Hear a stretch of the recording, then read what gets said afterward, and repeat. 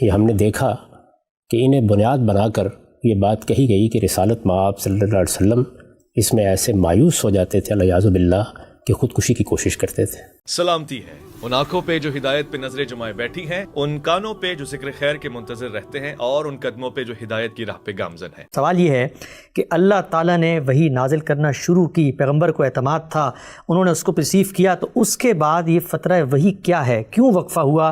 کیوں یہ ہوا کہ رسالت مآب صلی اللہ علیہ وسلم سے اللہ کا جو وہ رابطہ تھا، جیسے بالعموم سمجھا جاتا ہے کہ وہ منقطع ہوا کچھ وقفے کے لیے، اس کی حکمت کیا تھی؟ فترہ وحی کیا ہے؟ یہ کیوں کی گئی؟ اس میں شبہ نہیں کہ یہ بڑی اہم بحث ہے۔ اس کی وجہ یہ ہے کہ یہی فترہ ہے یا فترات ہیں جن کو لوگوں نے فتنے کا محل بنا لیا ہے۔ یہ ہم نے دیکھا کہ انہیں بنیاد بنا کر یہ بات کہی گئی کہ رسالت مآب صلی اللہ علیہ وسلم اس میں ایسے مایوس ہو جاتے تھے الیاذ باللہ کہ خودکشی کی کوشش کرتے تھے۔ بلاغات زہری میں جو افسانہ ہم نے پڑھا، اگر غور کیجئے تو اس کی بنیاد یہی تصور ہے کہ وحی میں کچھ فترات آتے رہے ہیں۔ سورہ والضحیٰ کی شان نزول اسی کو بیان کیا جاتا ہے، یعنی یہ بتایا جاتا ہے کہ رسول اللہ صلی اللہ علیہ وسلم پر وحی کا سلسلہ منقطع ہو گیا، ایک لمبی مدت کے لیے منقطع رہا۔ اس دوران میں رسول اللہ صلی اللہ علیہ وسلم کو یہ خیال پیدا ہونے لگا کہ آپ کو چھوڑ دیا گیا ہے، آپ سے منہ موڑ لیا گیا ہے۔ چنانچہ پھر اللہ تعالیٰ نے تسلی دی اور وہ صورتیں نازل ہوئیں جو سورہ والضحیٰ اور سورہ الم نشرح کے نام سے قرآن مجید میں موجود ہیں۔ فترۃ الوحی، اس میں پہلی بنیادی حقیقت سمجھنے کی یہ ہے کہ اللہ تعالیٰ جب کسی ہستی کو پیغمبری کے منصب پر فائز کرتا ہے، نبی بناتا ہے، رسول بناتا ہے، اور اس کے ذمے ایک مشن سونپتا ہے، تو اس پر صرف کتاب ہی نازل نہیں ہوتی۔ قرآن مجید نے جہاں یہ بیان کیا ہے کہ پیغمبری کیا ہے اور پیغمبری کے ساتھ اگر کتاب ملتی ہے تو اس کی کیا حیثیت ہے، وہاں یہ واضح کر دیا ہے کہ پیغمبر تو اصل میں اللہ تعالیٰ کے فیصلے سے پناہ دیے جاتے ہیں، ان سے رابطہ ہو جاتا ہے، ان کو ضروری ہدایات دے دی جاتی ہیں، ان کا مشن ان کے سپرد کر دیا جاتا ہے۔ اس کے ساتھ اللہ تعالیٰ کتاب نازل کرتے ہیں۔ وَأَنزَلَ مَعَهُمُ الْكِتَابَ، یعنی یوں نہیں ہے کہ پیغمبر پر وحی آتی ہے تو وہ کتاب ہوتی ہے اور کتاب کے سوا پیغمبر سے کوئی رابطہ نہیں ہوتا۔ ہم نے دیکھا کہ سیدنا موسیٰ علیہ السلام کو جب پہلی مرتبہ مخاطب کیا گیا تو اس میں اللہ تعالیٰ نے اپنا تعارف کرایا۔ ہم نے دیکھا کہ اس میں ان کو یہ بتایا گیا کہ ان کا انتخاب کیوں کیا گیا ہے، ان کو ضروری معجزات دیے گئے، اس کے ساتھ ضروری ہدایات بھی دی گئیں جن میں خاص طور پر نماز کی تاکید کی گئی، اور پھر یہ بھی بتایا گیا کہ فرعون کے پاس جانا ہے اور جانے کا باعث یہ ہے اور وہاں جا کر یہ ذمہ داری انجام دینی ہے۔ یہ ظاہر ہے کہ ابھی تورات کا نزول نہیں ہوا، یعنی اس سے پہلے کی بات ہے۔ وہ وہاں گئے، انہوں نے مصر میں جا کر دعوت پیش کی۔ اس دوران میں کتنی ضرورتیں پیش آئی ہوں گی، خود اپنی قوم کو جس طرح سے انہوں نے ہدایات دی ہیں اس میں بھی قدم قدم پر اللہ تعالیٰ کی رہنمائی کی ضرورت رہی ہوگی۔ خود قرآن مجید نے سورہ یونس میں یہ نقل کیا ہے کہ ان کو یہ ہدایت کی گئی کہ وہ اپنی قوم میں اپنے ہی گھروں کو قبلہ قرار دے کر نماز با جماعت کا اہتمام کریں۔ یہ ساری چیزیں تورات کے نزول سے پہلے کی ہیں۔ وہ اپنی قوم کو نکال کر لے آئے، پھر وہاں ان کو پہاڑ پر بلایا گیا، انہوں نے 40 دن کا اعتکاف کیا، پھر اس کے بعد ان کو تورات دی گئی۔ یہ دراز نفسی اس لیے میں نے کی کہ یہ بات بالکل واضح ہو جائے کہ وحی کا نزول لازمی طور پر کتاب کا نزول نہیں ہوتا۔ لہٰذا رسالت مآب صلی اللہ علیہ وسلم کو جب نبوت دی گئی، اور جیسے کہ ہم اس سے پہلے بیان کر چکے ہیں کہ اس کے ساتھ قرآن کا نزول بھی شروع ہو گیا، یعنی سورہ فاتحہ نازل ہو گئی، تو اب اس کے بعد قدم قدم پر آپ کو اللہ کی رہنمائی کی ضرورت تھی۔ وہ ضرورت کن پہلوؤں سے تھی؟ وہ ضرورت ان پہلوؤں سے تھی کہ رسول اللہ صلی اللہ علیہ وسلم دین ابراہیمی کی روایت میں مبعوث ہوئے تھے۔ رسول اللہ صلی اللہ علیہ وسلم کا تعلق بنی اسماعیل سے ہے۔ ٹھیک، سرزمین عرب میں اللہ تعالیٰ نے اپنے حرم کی بنیاد رکھی، سیدنا ابراہیم علیہ السلام نے اس کی تعمیر نو کی، اسماعیل علیہ السلام کو اس کی تولیت کے لیے مقرر کیا، اور اس طرح بنی اسماعیل کی ایک بڑی نسل وجود میں آئی۔ ٹھیک، ان میں دین کی روایت موجود تھی، ان میں نماز تھی، ان میں روزہ تھا، ان میں حج تھا، ان کا عمرہ تھا، یہ سب چیزیں موجود تھیں۔ اب جب رسالت مآب صلی اللہ علیہ وسلم کو پیغمبری کا منصب دیا گیا تو یہ ضروری تھا کہ دین ابراہیمی کی یہ ساری روایت آخری پیغمبر کی تصویب سے گزرے، اس کے بغیر یہ اب دنیا کے لیے دین نہیں بن سکتی تھی۔ ٹھیک، یعنی یہ رسالت مآب صلی اللہ علیہ وسلم کا قول و فعل اور تقریر و تصویب تھی جس سے اس کو دین بن کے آگے منتقل ہونا تھا۔ اس کی تجدید ہونی تھی تو رسالت مآب صلی اللہ علیہ وسلم نے کرنی تھی، اس میں کوئی ترمیم و اضافہ ہونا تھا تو رسالت مآب صلی اللہ علیہ وسلم نے کرنا تھا، اس میں اگر کوئی اصلاح مقصود تھی تو وہ رسالت مآب صلی اللہ علیہ وسلم کے ہاتھ ہی سے کی جانی تھی۔ ٹھیک، چنانچہ ان سب چیزوں کو ملحوظ رکھتے ہوئے آپ کو یہ چیزیں بتائی گئیں، سکھائی گئیں۔ سیرت ابن ہشام میں ہم دیکھتے ہیں، اور سیرت کی دوسری کتابوں میں بھی اس کی تفصیلات ہیں کہ جبریل نے آ کر وضو کا طریقہ بتایا، جبریل نے آ کر نماز کے اوقات کی تعین کی۔ اس طرح کی دوسری بہت سی چیزیں اس دوران میں ہوئیں۔ ان پر قیاس کیا جا سکتا ہے کہ مثال کے طور پر تطہیر بدن کی بعض ہدایات، مثال کے طور پر تجہیز تکفین سے متعلق بعض ہدایات ہیں، یہ اسی دوران میں تصویب کے اس مرحلے سے گزری ہوں گی۔ ٹھیک۔ اس کے ساتھ رسالت میں آپ صلی اللہ علیہ وسلم اپنے ساتھیوں کو تعلیم دے رہے ہیں، یعنی دعوت شروع ہو گئی ہے۔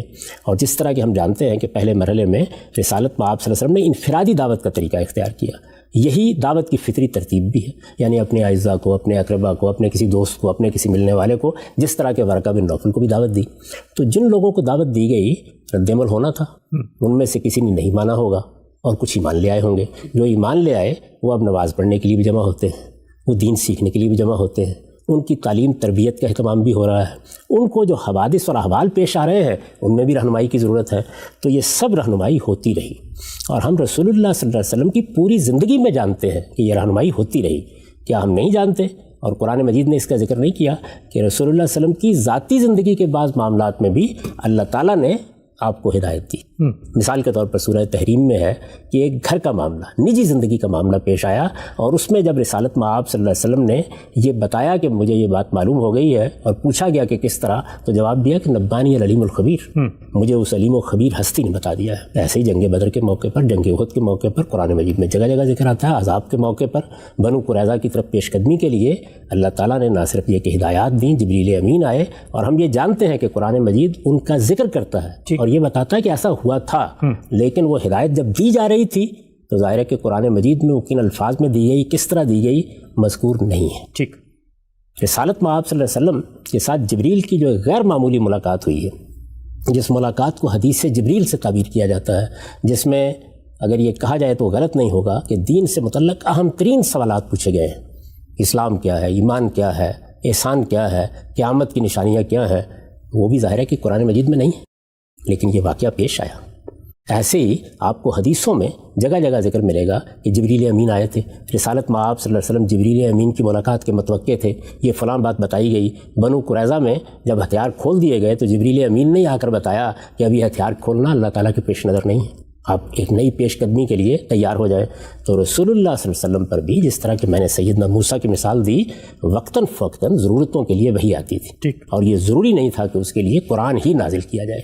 یہ ساری بات میں نے اس لیے آپ سے کہی ہے کہ رسول اللہ صلی اللہ علیہ وسلم کے بارے میں جب یہ کہا جائے گا کہ وحی میں انقطاع ہوا، تو اس فترۃ الوحی یا وحی میں انقطاع سے مراد اصل میں قرآن کے نزول میں انقطاع ہوتا۔ اچھا، یہ بات سمجھنی بہت ضروری ہے۔ یعنی یہ نہیں کہ اللہ تعالیٰ نے پیغمبر کو بلا دیا یا رابطہ منقطع ہو گیا، یا جبریل امین اب ضرورت پڑتی ہے اور ہدایت دینے کے لیے نہیں آتے، اور رسالت میں آپ صلی اللہ علیہ وسلم اس سے مایوس ہو کر کسی پہاڑ پر چڑھ جائیں اور خودکشی کرنے کی خاکم بدہن کوشش کریں، اس طرح کی کوئی بات نہیں ہوئی۔ یعنی یہ جو کچھ بھی روایتوں میں آثار ملتے ہیں فترۃ الوحی کے، جس کو بنیاد بنا کر یہ افسانہ ترازی کی گئی ہے، وہ اصل میں قرآن مجید کے نزول کا فترہ ہے۔ اچھا، قرآن مجید کے نزول میں اگر وقفہ آئے گا تو ظاہر ہے کہ اللہ کی کسی حکمت پر مبنی ہوگا۔ یہ آپ جانتے ہیں کہ قریش کا یہ مطالبہ قرآن میں نقل ہوا ہے کہ آپ اس کتاب کو بس ایک دفعہ سنا دیجئے۔ یعنی یہ کیا ہوا کہ ایک سورہ سنائی، اس میں کچھ سوالات پیدا ہوتے ہیں، پھر ایک دوسری سورہ آ جاتی ہے، پھر تیسری سورہ آ جاتی ہے، تو یہ جملتاً واحدہ کیوں نہیں آ جاتا؟ قرآن نے اس کا جواب دیا کہ ایسا نہیں ہوگا۔ رسالت میں آپ صلی اللہ علیہ وسلم کو بھی یہ بتایا ہے کہ آپ اس اجلت میں نہ پڑھیں کہ یہ پورا کا پورا قرآن آپ کو ایک ہی وقت میں دے دیا جائے، یہ اللہ کی حکمت کے تحت اسی طرح نازل ہوگا، اور وہ حکمت اس وقت موضوع بحث نہیں ہے، بتائی جا سکتی ہے کہ کیوں ایسا کیا جاتا تھا۔ تو قرآن مجید ایک تدریج کے ساتھ نازل ہوا، اس کی کوئی ایک سورہ نازل ہو گئی، اس میں وقفہ بھی آتا رہا، پھر دوسری سورہ نازل ہوئی۔ یہ قرآن مجید کا نزول ہے جس میں وقفہ ہو سکتا ہے۔ ٹھیک، اس بنیادی بات کو سمجھ لینا چاہیے۔ اب اگر قرآن مجید کے نزول میں وقفہ ہو سکتا ہے تو اس کا مطلب یہ ہے کہ پھر ہم یہ جاننے کی کوشش کریں گے کہ ایک تو قرآن کی 114 صورتیں ہیں، ظاہر ہے کہ ہر وقت تو قرآن نازل نہیں ہوتا رہتا تھا جی۔ اگر آپ دنوں پر بھی تقسیم کر لیں تو کتنے دن چاہیے اس کے نزول کے لیے؟ اگر آپ صورتوں کو بھی تقسیم کر لیں تب بھی کیا صورت بنے گی؟ تو وقفے تو ہوں گے۔ یہ جو روایتوں میں فترۃ الوحی کا ذکر آ گیا ہے تو یہ صاف معلوم ہوتا ہے کہ ذرا طویل وقفہ ہے۔ اچھا، اور دوسرے یہ کہ یہ کوئی ایسا پرحکمت وقفہ ہے کہ جس میں اللہ تعالیٰ نے فی الواقع نزول کو کچھ دیر کے لیے روک دیا۔ اچھا، یعنی ایک ہے کہ جو ضرورتیں ہیں ان کے لحاظ سے نزول میں وقفہ آنا، وہ تو نجمن ہو رہا ہے، وہ تو ہو ہی رہا ہے، وہ بعد کے زمانوں میں بھی ہوتا رہا ہے، یعنی ہر وقت قرآن نہیں نازل ہوتا رہتا تھا۔ لیکن یہ وقفہ کس نوعیت کا تھا کہ جو موضوع بحث بن گیا، اس کو آپ کے سوال کے جواب میں سمجھنے کی کوشش کرتے ہیں۔ چنانچہ دیکھیے کہ میں نے آپ کی خدمت میں عرض کیا کہ رسول اللہ صلی اللہ علیہ وسلم دعوت کے منصب پر فائز کر دیے گئے ہیں، نبوت مل گئی ہے، آپ نے اپنا پیغام پہنچانا شروع کر دیا ہے، قریبی اعزاء احباب دوستوں کو آپ بتاتے ہیں۔ اس پہلے مرحلے میں، اور میں بار بار عرض کرتا ہوں کہ اس پہلے مرحلے میں انفرادی دعوت ہے، اس میں جو لوگ ایمان لا رہے ہیں ان کے بڑے بھی ہیں، بزرگ بھی ہیں، اگر وہ زیر دست ہیں تو ان پر بالادست لوگ بھی ہیں، اگر وہ غلام ہیں تو ان کے آقا بھی ہیں، تو اس میں بعض اوقات ان کو چھپ کر نماز پڑھنا پڑتی ہے، چھپ کر بعض دینی احکام پر عمل کرنا پڑتا ہے، اور رسالت مآب صلی اللہ علیہ وسلم بھی اس دوران میں اپنی دعوت کو انفرادی سطح پر محدود کیے ہوئے۔ ٹھیک، میں آپ کو ایک تصویر اس کی دکھاتا ہوں کہ یہ جو مرحلہ ہے اس میں دعوت کیسے دی جاتی تھی۔ یہ اس لیے ضروری ہے کہ قرآن مجید نے ہمیں یہ بتایا ہے کہ جب اس کا پے در پے نزول شروع ہو گیا تو اس کے بعد رسول اللہ صلی اللہ علیہ وسلم کو اس کا پابند کر دیا گیا کہ آپ قرآن ہی کے ذریعے سے تذکیر کریں گے۔ ٹھیک، چنانچہ فرمایا ہے کہ ذکر بالقرآن من یخاف وعید، درست۔ اس طرح یہ فرمایا ہے جاہد بہی جہادن کبیرہ۔ اسی طرح یہ ارشاد ہوا ہے کہ قل اوحی الی ھذا القرآن لانذرکم بہ ومن بلغ، یعنی تذکیر اسی قرآن سے ہو، اسی کے ذریعے سے جہاد کبیر کیا جائے، اسی کے ذریعے سے دعوت پیش کی جائے، اور یہ نازل ہی اس لیے کیا گیا ہے کہ اس کے ذریعے سے انذار کیا جائے۔ تو بعد میں تو یہ ہوا، لیکن اس دوران میں یعنی جب ابھی قرآن کا نزول اس طرح شروع نہیں ہوا، سورہ فاتحہ نازل ہو چکی ہے، نزول کی ابتدا ہو گئی ہے، اس پر ہم اس سے پہلے تفصیل سے گفتگو کر چکے ہیں، دعوت کا کام جاری ہے، وہ منقطع نہیں ہوا، تو دعوت کے پیش کرنے کی کیا نوعیتیں سامنے آتی تھی۔ میں صرف ایک واقعے کی طرف اشارہ کروں گا تاکہ ایک تصویر آپ کے سامنے آ جائے، اس سے آپ اندازہ کر سکتے ہیں واقعات اس کے علاوہ بھی سیرت کی کتابوں میں بیان ہوئے ہیں۔ ٹھیک، یعنی ہم صاحب اب تک بات یہ ہو گئی کہ جو اللہ تعالیٰ کی طرف سے وحی آتی تھی اس میں ایک چیز ہے قرآن کا نزول، اور ایک ہے اللہ تعالیٰ کا جبریل کے ذریعے رابطہ ہدایات دینا۔ جو سلسلہ کسی حکمت کے تحت روکا گیا وہ قرآن کا نزول تھا، اور جب وہ روکا گیا تو اس دوران دعوت کی کیا نوعیت تھی آپ بتانے جا رہے ہیں؟ یہ میں اس لیے بتانے جا رہا ہوں جیسے کہ میں نے ذکر کیا کہ بعد میں آپ پابند کر دیے گئے تھے کہ قرآن ہی کے ذریعے سے تذکیر اور نصیحت ہوگی، دعوت کی بنیاد اسی کو بنایا جائے گا۔ چنانچہ بعد کے زمانوں میں آپ دیکھتے ہیں کہ لوگ باہر سے آئے ہیں، ملنے کے لیے آئے ہیں، پوچھتے ہیں آ کر تو آپ قرآن کا کوئی حصہ سنا دیتے ہیں۔ صحابہ کرام کو بھی اسی کی تعلیم دی گئی، چنانچہ جب حبشہ وہ گئے اور وہاں ان سے پوچھا گیا تو انہوں نے قرآن ہی سنایا۔ لیکن اس زمانے میں یہ ابن ہشام کی سیرت ہے، ابن اسحاق سے یہ روایت نقل کر رہے ہیں، یہ پوری روایت سن لیجئے، اس سے اندازہ ہو جائے گا کہ کیا صورتحال تھی۔ یہ کہتے ہیں کہ وَذَكَرَ بَعْضُ أَهْلِ الْعِلْمِ أَنَّ رسول اللہ صلی اللہ علیہ وسلم كَانَ إِذَا حَضَرَتِ الصَّلَاةُ خَرَجَ إِلَى شِعَابِ مکہ، یعنی رسول اللہ صلی اللہ علیہ وسلم بعض اہل علم بیان کرتے ہیں کہ جب نماز کا وقت آتا تو مکے کی گھاٹیوں میں نکل جاتے تھے۔ ٹھیک، ظاہر ہے اس کی ضرورت اسی پہلو سے ہوگی کہ ابھی ان چیزوں کو زیادہ نمایاں کرنا مقصود نہیں، نماز آپ کے ساتھ دوسرے لوگوں نے بھی پڑھنی ہے، وہ نگاہ میں آ جائیں گے۔ چنانچہ یہ بیان ہے یہاں خرجہ الی شعاب مکہ و خرجہ معه علی ابن ابی طالب، اور رسالت مآب صلی اللہ علیہ وسلم کے ساتھ علی ابن ابی طالب بھی اسی طرح نماز کے لیے مکے کی گھاٹیوں کی طرف نکل جاتے تھے۔ اچھا، کیوں؟ مستخفین من ابیہ ابی طالب و من جمیع اعمامہ و سائر قومہ، اس لیے کہ اس وقت تک علی ابن ابی طالب کی یہ ضرورت تھی کہ وہ اپنے اسلام کو یا اس نئے دین کو اپنے باپ ابو طالب سے، اپنے دوسرے چچاؤں سے اور اپنی باقی قوم کے لوگوں سے چھپا کر رکھیں۔ ٹھیک، یہ اس وقت کی ضرورت تھی، یہ رسالت مآب صلی اللہ علیہ وسلم کی ضرورت نہیں تھی۔ نبی اپنی دعوت کو چھپا کر نہیں رکھتا، نبی صلی اللہ علیہ وسلم کی دعوت تو انفرادی سطح پر جاری تھی، لیکن یہ ایمان لانے والوں کی بہرحال ضرورت تھی۔ فیصلی عن الصلوات فیہا، اور پھر اس طرح مکے کی گھاٹیوں میں جا کر دونوں نماز پڑھتے تھے۔ فیضا امسیا رجا، اور جب شام کا وقت ہونے کو ہوتا تو لوٹ آتے تھے۔ فمکث کذالک ما شاء اللہ ان یمکث، یہی معاملہ رہا جب تک اللہ نے چاہا، یعنی کچھ عرصے تک ایسے ہی باہر جانے کا سلسلہ جاری رہا اور وہاں جا کے دونوں نماز پڑھ لیتے۔ ثم ان ابا طالب اسرا علیہم یوما وہما یصلیان، اب اس میں ہوا کیا کہ ایک دن دونوں نماز پڑھ رہے تھے مکے کی کسی گھاٹی میں کہ ابو طالب نمایاں ہو گئے۔ اچھا، وہ مطلع ہوئے ہوں گے یا ویسے نکلے ہوں گے تو وہ وہاں آ گئے۔ اب انہوں نے آ کے کیا کہا، فقال لرسول اللہ صلی اللہ علیہ وسلم، ابو طالب نے آ کر رسول اللہ صلی اللہ علیہ وسلم سے کہا، ابن اخی ما ھذا الدین الذی اراک تدین بہ، بھتیجے یہ کیا دین ہے، یہ جو میں دیکھ رہا ہوں جو دین تم نے اپنا لیا ہے یہ کیا دین ہے؟ ابن اخی ما ھذا الدین الذی اراک تدین بہ، قال اے امی ھذا دین اللہ، آپ نے فرمایا چچا جان یہ اللہ کا دین ہے، وہ دین و ملائکتہ ہی، اور اس کے فرشتوں کا دین ہے، و دین و رسول ہی، اور اس کے رسولوں کا دین ہے، و دین و ابینا ابراہیم، اور یہ ہمارے باپ ابراہیم کا دین ہے۔ آپ کو یاد آ گیا ہوگا کہ کم و بیش یہی لب و لہجہ ہے جو سیدنا یوسف نے زندہ کے ساتھیوں کے سامنے دعوت پیش کرتے ہوئے اختیار فرمایا ہے۔ اس میں خاص طور پر یہ حوالہ دیا گیا ہے کہ تم سب ابراہیم کی اولاد ہو، یہ ابراہیمی کا دین ہے، اصل دین یہی ہے، یہی ملت ہے جس کی دعوت کے لیے اللہ تعالیٰ نے مجھ کو مبعوث فرمایا ہے۔ او کما قال، یعنی جیسے انہوں نے ایک فقرہ نقل کیا، کہتے ہیں کہ ظاہر ہے کہ یہ ہم نے جو نقل کیا ہے تو اس طرح کی کچھ بات آپ نے ان کے سامنے رکھی، ہو سکتا ہے 10 فقرے بولے گئے ہوں، لیکن راوی حضرات جو کچھ یاد رکھ سکتے ہیں وہ بیان کر دیتے۔ اس کے بعد آپ نے فرمایا بعثنی اللہ بہ رسولا للعباد، یعنی یہ وہ دین ہے جس کے ساتھ اللہ نے مجھے بندوں کے لیے اپنا رسول بنا کر بھیجا ہے۔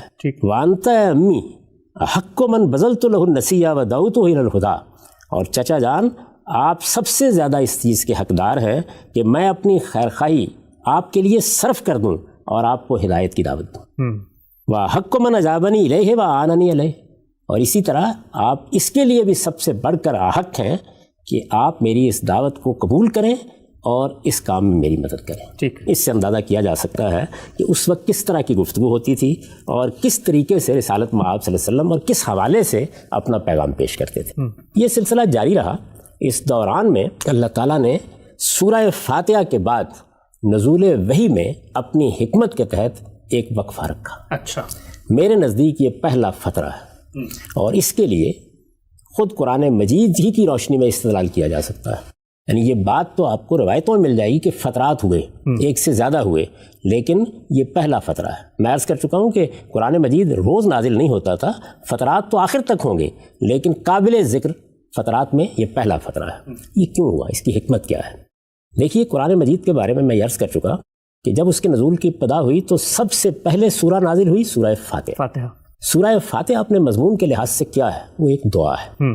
کس چیز کی دعا ہے؟ بعثت محمدی کی دعا، اس کے بعد نزول قرآن کی دعا، یعنی رسالت مآب صلی اللہ علیہ وسلم کی زبان پر بھی یہ دعا جاری ہو گئی، صحابہ کی زبان پر بھی یہ دعا جاری ہو گئی، قرآن کا نزول ہو گیا، اور یہ طلب بھی پیدا ہو گئی کہ اب اللہ تعالیٰ یہ کتاب نازل کریں گے تو اس میں اور صورتیں بھی آئیں گی یا اور آیات بھی اتریں گی۔ اس موقع کے اوپر اس دعا میں کیا کہا جا رہا ہے؟ پروردگار ہمیں سیدھی راہ کی ہدایت بخش۔ ظاہر ہے کہ سیدھی راہ کی ہدایت کے لیے بھی طلب پیدا ہونی چاہیے، اور قرآن کے نزول کے لیے بھی طلب پیدا ہونی چاہیے۔ تو کچھ وقت ایسا گزرنا چاہیے کہ جس میں یہ طلب پیدا ہو۔ جب دعا سکھائی جائے گی تو جس طرح ہم دعا کرتے ہیں، اللہ تعالیٰ کے سامنے تضرع کے ساتھ عرضداشت پیش کرتے ہیں کہ پروردگار ہمیں یہ چیز عطا ہو، ہم پر یہ عنایت ہو، کچھ وقت گزرنا چاہیے نا۔ یعنی یہ دعا کرائی کیوں جا رہی ہے؟ اس لیے تو کرائی جا رہی ہے کہ قرآن کی قدر و قیمت واضح ہو، ہدایت کی قدر و قیمت واضح ہو۔ تو آپ ذرا تصور کیجئے کہ اس دوران میں حضور یہ دعا کرتے ہیں، صحابہ یہ دعا کرتے ہیں، ایک شدید خواہش پیدا ہوتی ہے کہ اب اس قرآن کا نزول شروع ہو، اللہ تعالیٰ نے جو کتاب دینے کا وعدہ کیا ہے وہ پوری کی پوری کتاب ملے۔ میں اس سے پہلے ابھی عرض کر چکا کہ بعد کے زمانوں میں آپ کو توجہ دلائی کہ آپ اس کو جلد پا لینے کے لیے بےتابی کا اظہار نہ کریں۔ اللہ اپنی حکمت کے تحت اس کو نجمن ہی نازل کرے گا۔ تو اس کا مطلب یہ ہے کہ شدید خواہش ہے۔ اور یہ قرآن مجید جب دعوت کا ذریعہ بن گیا، کیونکہ قرآن مجید باقی کتابوں کے مقابلے میں بہت منفرد ہے اس اعتبار سے کہ وہ صرف ہدایت کو بیان نہیں کرتا، اس کے ساتھ وہ انذار کی کتاب بھی، یعنی رسول اللہ صلی اللہ علیہ وسلم کے لیے اس کو ذریعہ انذار بھی بنایا گیا ہے۔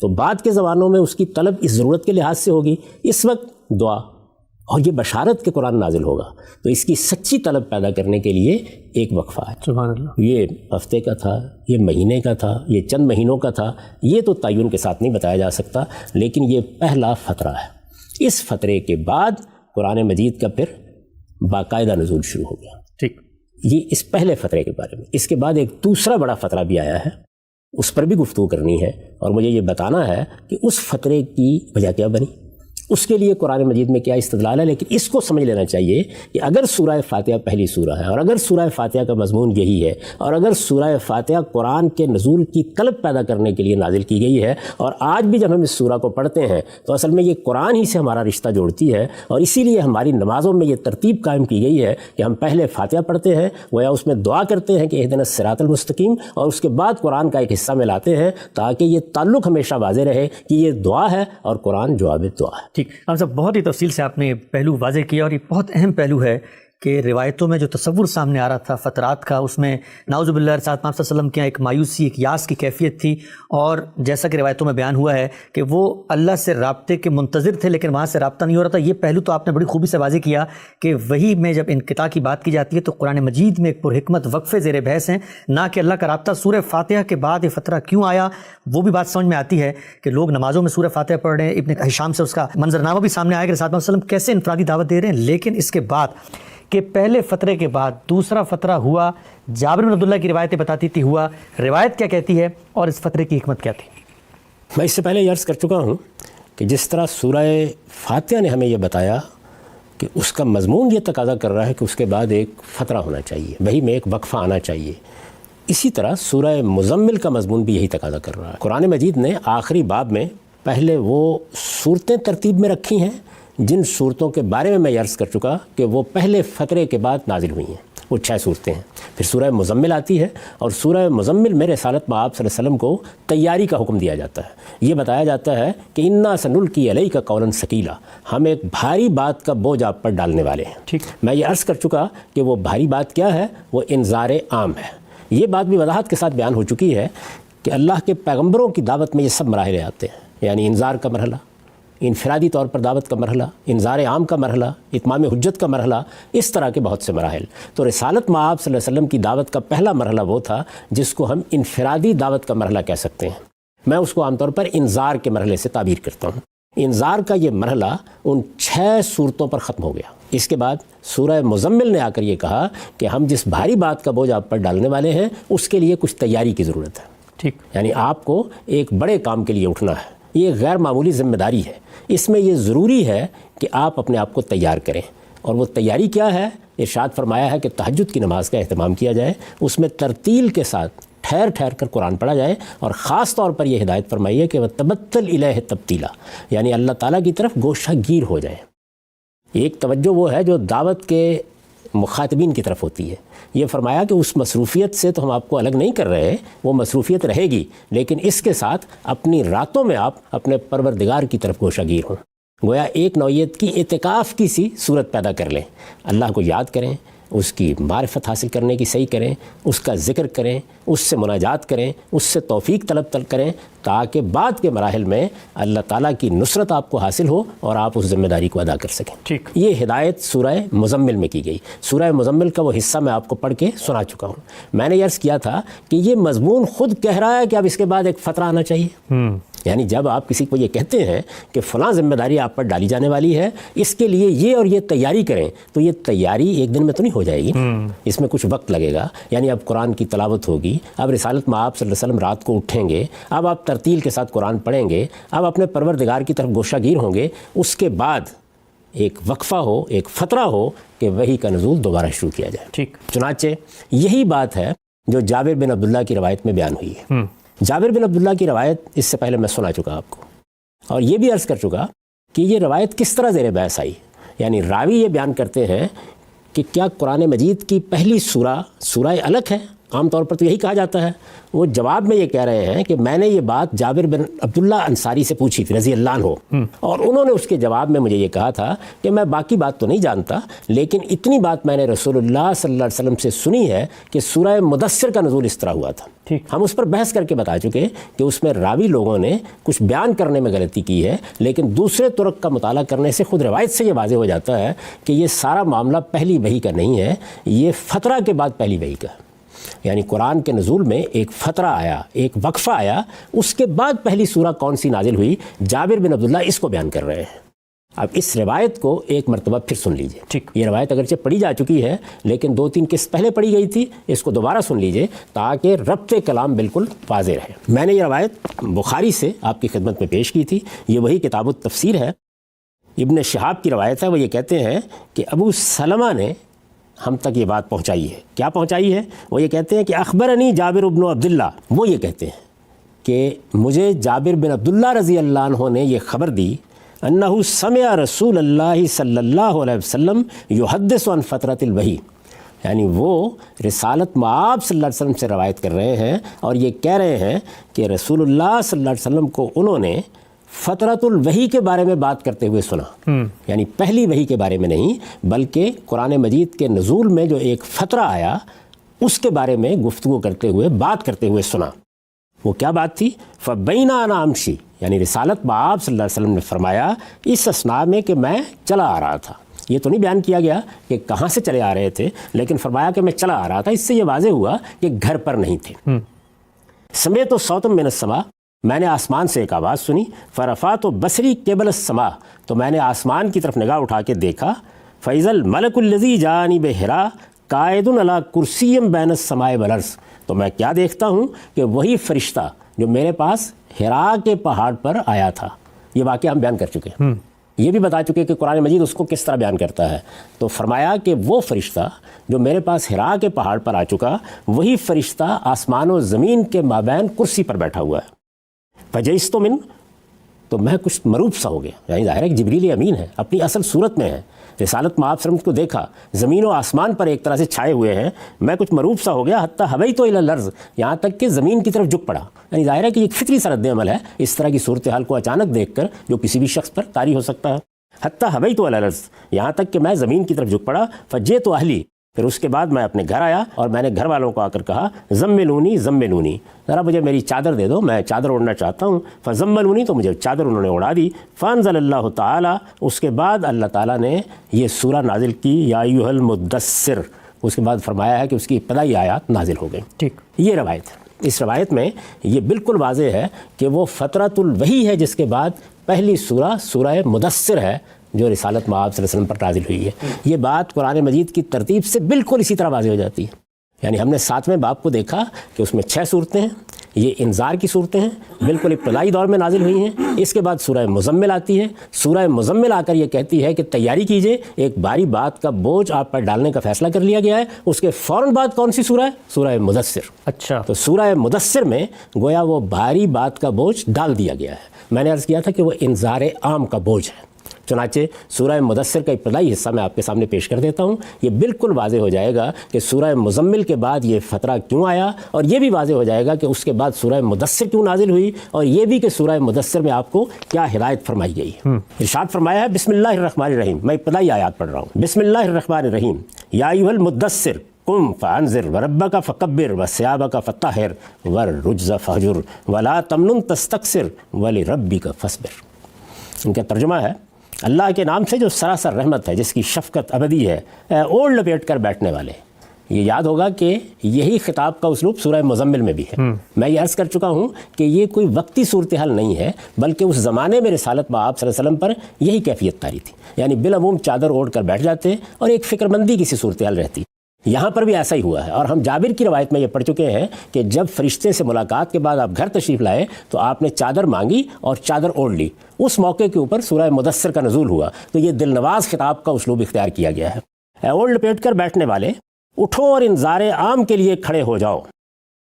اب یہ دیکھیے کہ یہاں الفاظ ہیں قم فانذر، اٹھو اور انذار کے لیے کھڑے ہو جاؤ، لیکن عربی زبان میں فعل اپنے مدارج کے لحاظ سے استعمال ہوتے ہیں۔ انذار اس سے پہلے بھی ہو رہا تھا، انذار کی صورتیں بھی پہلے بیان ہو چکی ہیں۔ سورہ مزمل میں یہ بتایا گیا کہ ہم آپ پر ایک بھاری بات کا بوجھ ڈالنے والے ہیں۔ اس سے یہ بات آپ سے واضح ہو جاتی ہے کہ یہاں فانذر کا فعل انذار عام کے مفہوم میں ہے۔ چنانچہ یہی میں نے ترجمہ کیا ہے، اٹھو اور انذار عام کے لیے کھڑے ہو جاؤ۔ اس پر ایک نوٹ ہے، وہ بھی سن لیجیے۔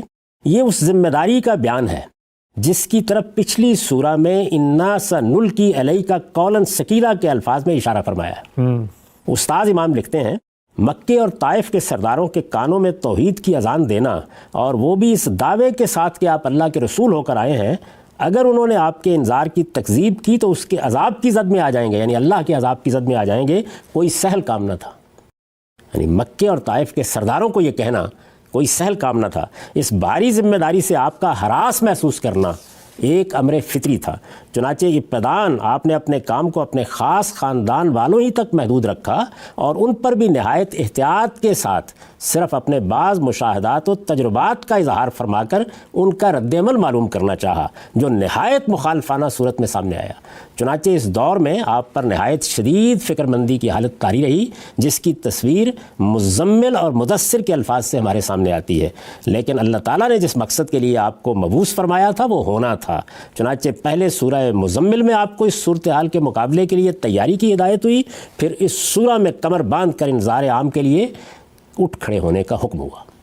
اے اوڑھ لپیٹ کر بیٹھنے والے، اٹھو اور انذار عام کے لیے کھڑے ہو جاؤ، اپنے رب ہی کی کبریائی کا اعلان کرو، اپنے دامن دل کو پاک رکھو، شرک کی غلاظت سے دور رہو، اور دیکھو اپنی صحیح کو زیادہ خیال کر کے منقطع نہ کر بیٹھو، اور اپنے پروردگار کے فیصلے کے انتظار میں ثابت قدم رہو۔ اس کے بعد پھر آگے سورہ ہے۔ اس سے آپ اندازہ کر سکتے ہیں کہ یہ فترہ کیا تھا، یہ فترہ کیوں آیا، اس کی حکمت کیا تھی۔ قرآن خود اس فترے کو کس طریقے سے واضح کرتا ہے، اور سورہ مدثر کے بارے میں یہ بات کیوں روایتوں میں آ گئی۔ یہ پہلی سورہ ہے، یہ فترۃ الوحی کے بعد پہلی سورہ ہے، یہ اس وقفے کے بعد پہلی سورہ ہے، اور یہی بات ہے جس کی صراحت خود روایت میں بھی ہو گئی ہے، لہٰذا کوئی وجہ نہیں ہے کہ اس کو قبول کرنے سے انکار کیا جائے، کیونکہ قرآن مجید اپنی ترتیب سے خود یہی بات واضح کر رہا ہے۔ ٹھیک، اب اس کے بعد جو سب سے اہم چیز ہے وہ یہ ہے، اس موقع پر روایت بھی یہ بتا رہی ہے کہ رسالت مآب صلی اللہ علیہ وسلم نے دوسری مرتبہ جبریل امین کو ان کی اصل صورت میں دیکھا۔ ہم اسراء اور معراج پر گفتگو کرتے ہوئے یہ بتا چکے ہیں کہ خود رسالت مآب صلی اللہ علیہ وسلم نے ان دونوں مواقع کا ذکر بھی کیا ہے، اور یہ بات بھی روایتوں میں آ چکی ہے۔ دونوں مرتبہ آپ نے فرمایا کہ میں نے جبریل امین کو ان کی اصلی صورت میں دیکھا ہے۔ جبریل امین کے ساتھ وہ بارہا آتے تھے، ملاقات ہوتی رہتی تھی، وہی کرتے تھے، قرآن نازل کرتے تھے، لیکن اصلی صورت میں خود رسالت مآب صلی اللہ علیہ وسلم کا ارشاد ہے کہ میں نے 2 ہی مرتبہ ان کو دیکھا ہے، اور دونوں مرتبہ اسی زمین پر کھڑے ہوئے دیکھا ہے، اور اس طرح دیکھا ہے کہ وہ آسمان سے گویا نیچے کی طرف آ رہے ہیں۔ یہ تصویر ہم اس سے پہلے روایتوں کی صورت میں پیش کر چکے ہیں۔ اب ذرا ایک نظر یہ بھی دیکھیے کہ جیسے ہم نے یہ دیکھا تھا کہ قرآن مجید نے اس پہلے واقعے کو کیسے بیان کیا ہے۔ سورہ نجم میں یہ عرض کر چکا ہوں کہ سورہ نجم ہے جو ان دونوں ملاقاتوں کو بیان کرتی ہے۔ ٹھیک، روایتوں میں راوی کتنی بات بیان کرتے ہیں، کتنی چھوڑ دیتے ہیں، کس طرح بیان کرتے ہیں، اس سے ذرا تھوڑی دیر کے لیے الگ ہو جائیے، اور پھر یہ دیکھیے کہ قرآن مجید نے کس شان کے ساتھ پہلی ملاقات کو بیان کیا تھا اور پھر کس شان کے ساتھ اس دوسری ملاقات کو بیان کیا ہے۔ تو میں آپ کے سامنے سورہ نجم کا وہ حصہ پڑھتا ہوں۔ ارشاد فرمایا ہے وَلَقَدْ رَآهُ نَزْلَةً أُخْرَىٰ عِندَ سِدْرَةِ الْمُنتَهَىٰ عِندَهَا جَنَّةُ الْمَأْوَىٰ إِذْ يَغْشَى السِّدْرَةَ مَا يَغْشَىٰ مَا زَاغَ الْبَصَرُ وَمَا طَغَىٰ لَقَدْ رَأَىٰ مِنْ آيَاتِ رَبِّهِ الْكُبْرَىٰ۔ اور اس نے ایک مرتبہ پھر اسے سدرۃ المنتہا کے پاس اترتے دیکھا ہے، ایک مرتبہ پھر، اور اس نے ایک مرتبہ پھر اسے سدرۃ المنتہا کے پاس اترتے دیکھا ہے۔ جابر بن عبداللہ کی روایت میں جس دوسری ملاقات کا ذکر ہے، یہ قرآن اس کو بیان کر رہا ہے۔ اور اس نے ایک مرتبہ پھر اسے سدرۃ المنتہا کے پاس اترتے دیکھا ہے، جس کے پاس ہی جنت الماوا ہے۔ جب سدرہ پر چھا رہا تھا جو کچھ کے چھا رہا تھا، اس کی نگاہ نہ بہکی نہ بے قابو ہوئی، اس نے اپنے پروردگار کی بڑی بڑی نشانیاں دیکھی۔ یہ سورہ نجم ہے، اس میں پہلی وحی کا بھی آپ بیان سن چکے، یہ دوسری وحی کا بیان بھی آپ نے سن لیا۔